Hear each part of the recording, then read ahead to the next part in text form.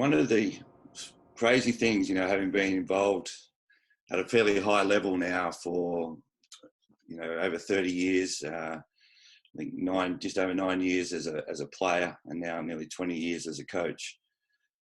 How much do you say in a timeout? It's interesting. I was watching an old time film the other day from the Falcons when I was playing in 1989, and then watching a film in the mid 90s and the difference in what the coach had to say. The first one in the late 80s, there was a lot of talk and a lot of generalizations and not necessarily a lot of direction on what we should be fixing. Whereas then watching the one in the 90s, there was more direction. There was a use of a whiteboard, saying how to defend a certain situation. So how much is effective in a timeout? How much do you say? What's going to be the main point you're going to make? And I think that's important to understand, because the one thing you have to understand is, particularly when the players are under pressure, they're going to remember very little after a timeout, and we actually practice having timeouts. Here we have time, we practice all the time. But I still think even if you only practice once a week, to take some situations in your practice and practice a timeout, and then challenge the players to remember the information. And some ways we've done it in the past is I've taken a team into the change rooms before practice, said this is the goals of practice, and gone out into the practice. And then after about 10 minutes, stopped practice and started to ask the players what the goals of the practice were, what was the information that was handed to them in the change rooms before we came out. And it's interesting to find what they can remember and what they can't remember. And you'll find a lot of players don't remember very much at all. So how much you have to say can be a bearing. You want to limit your topics to 1 to 3 items, because any more than that, and it's too much, And sometimes you hear some timeouts and a coach will say, oh, run this. And then if they're doing this, run this, and then do this. And then on defense, we have to do this, and then go and do that. I'm guaranteeing you the players aren't remembering all that information. So speaking too much can be not a good thing, that's for sure. Generally, I try to keep it to a defensive item, an offensive item, and a general item, depending on what I've stopped. And I'll talk about that before you go into a timeout. I remember years ago listening to Pete Newell, who was a great coach in the US college system and then in the pros.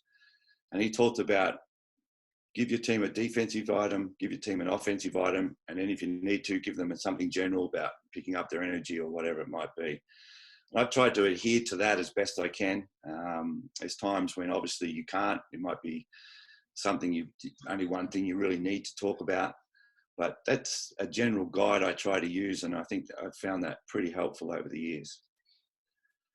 The other thing I like to do is, obviously you go into a game, you're playing a team, let's say they're a great transition offensive team. So as we leave the timeout, I might say, okay, it's all about defensive transition. Let's make sure we get that done.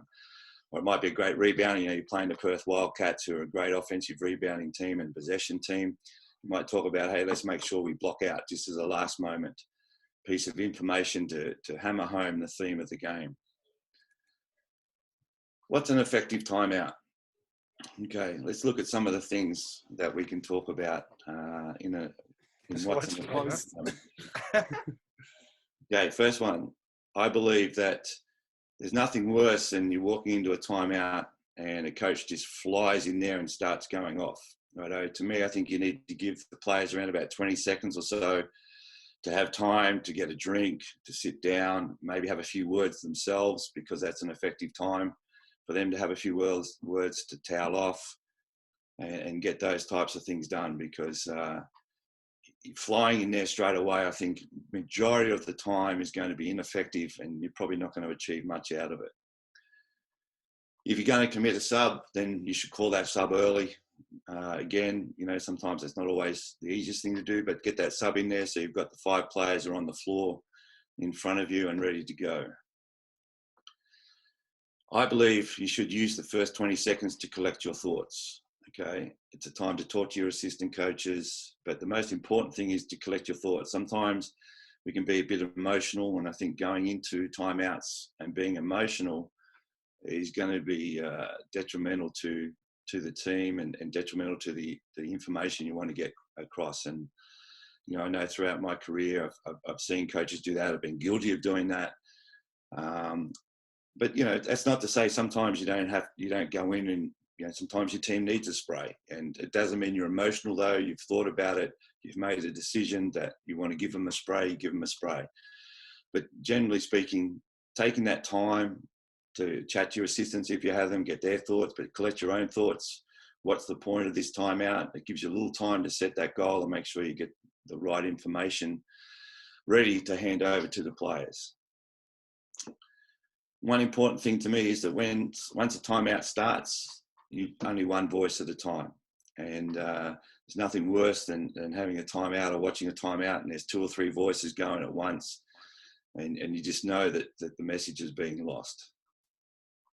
Another thing is to make sure, one of the things I'm really big on is having eye contact and the attention of the players. You watch a timeout sometimes, and we're really lucky in today's age, particularly in Australian NBL. The camera's right in there, and you see some players, they're getting drinks, they're worried about whether they got their towel, etc. And you just wonder how much information is actually really going in when they're doing that. Are they taking in that information? Sometimes I wonder, are you on board here? Or are you more interested in something different?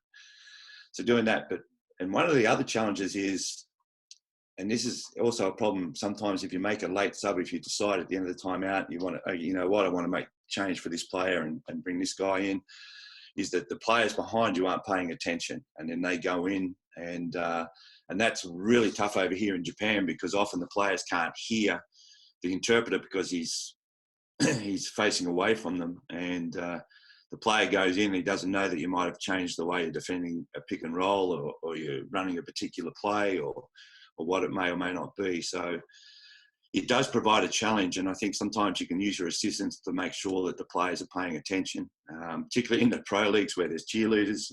Sometimes you're watching a video and you can see guys more interested in what the cheerleaders are doing on the floor rather than paying attention to what's going on. So it's quite an interesting thing when you watch the film and you can show them that.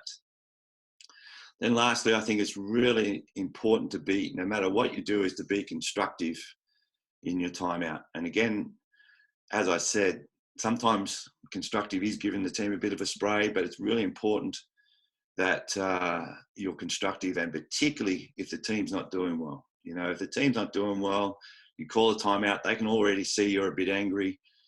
If you go in there and just fire off, some of the players have shut down before they even get into the timeout, and that your use of your body language in that time, the way you deliver your message in that time. Sometimes I try to be a little opposite to the situation. If the players are a bit flat, then I'm a little bit fiery. If the players are nervous or anxious, or have had some poor play, try to be a little calm, be very direct, give them a couple of things to focus on when they go back on the floor, maybe a couple of small goals, whether it be, the team's gone on a 10-point run and you're down by 14 points, maybe, hey, let's spend the next couple of minutes to try and get this thing back to about, 8 points, and then we can build on that. But to be constructive and let them go back onto the floor with a constructive message and a clear-cut goal.